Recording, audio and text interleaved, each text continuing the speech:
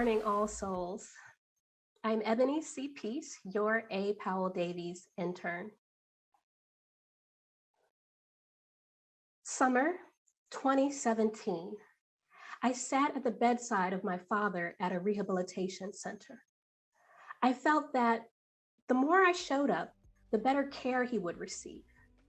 I believed that if I made clear by my actions how engaged I was in his care, they would think twice before abusing or mistreating him, if the thought happened to cross their minds.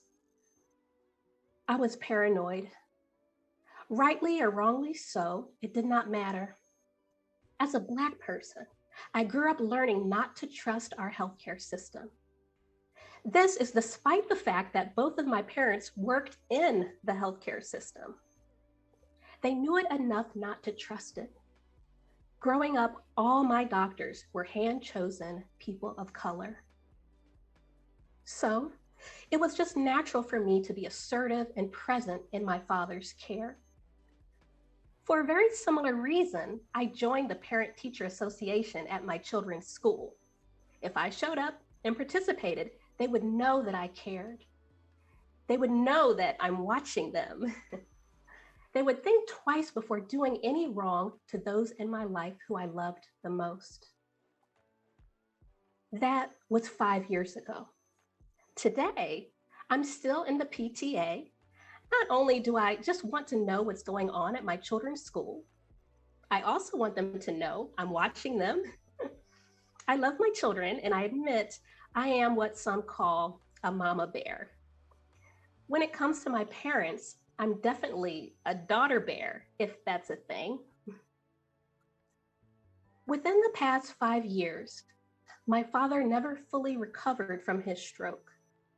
He is still paralyzed on one side, not able to speak in a way that can be understood. My mother has dementia. My parents, my spouse, my 2 children, and my 2 cats all lived together in a multi-generational household for the past 6 years. 6 months ago, my brothers and I moved our parents to a senior living home 3 minutes up the road. I wanted a place nearby where I could drop in unannounced to act on my daughter bear tendencies.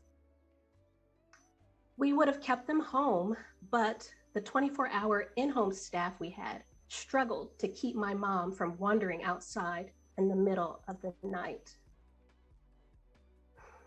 A relative said to me recently, "You are so lucky that your parents are alive.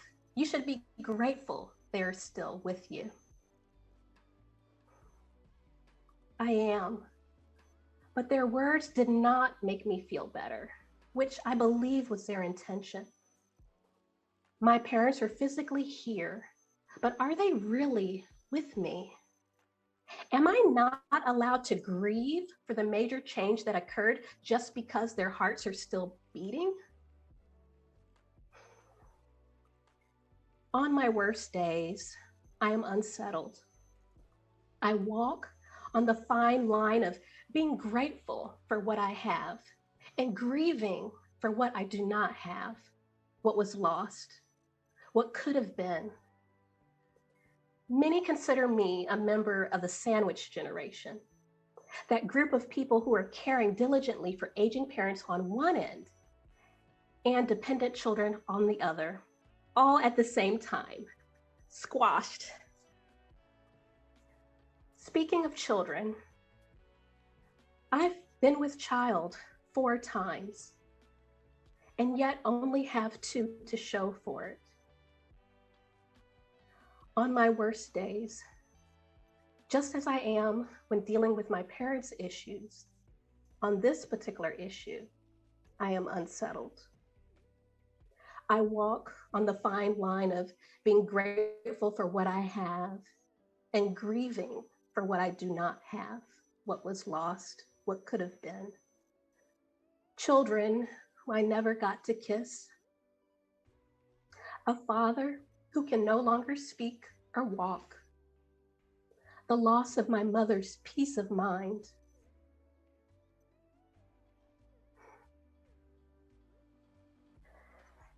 I take no joy from knowing others suffer too. I take no joy in it, but I do find comfort that I'm not alone. That my grief is different from your grief, but we each have grief. That the gratefulness of my joy has its roots in something very different from your joy, but it is still joy. We each have grief.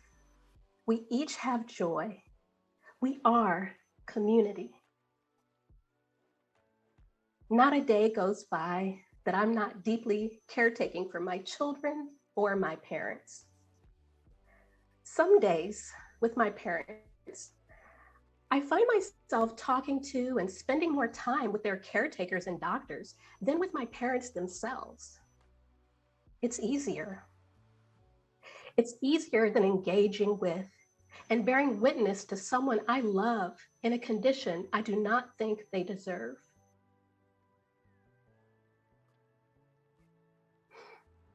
Instead of feeling painfully sandwiched between two heavy loads, smashed in between, I reimagine I am anchored by the love of my parents on one side and the love of my children on the other, anchored, not smashed, held, not imprisoned. My parents loved me so hard when they were well that despite my father's stroke and the dissipation of my mother's mind, the feeling of their love never dissipated from me. I learned that illness could wreak havoc on the body and mind, but the spirit will never falter. There are some things so sacred, illness can never overtake.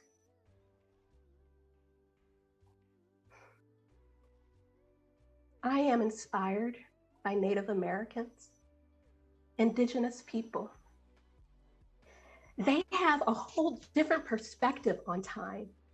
They look back to the past 7 generations that came before them. They tell their stories and keep the wisdom of the elders alive.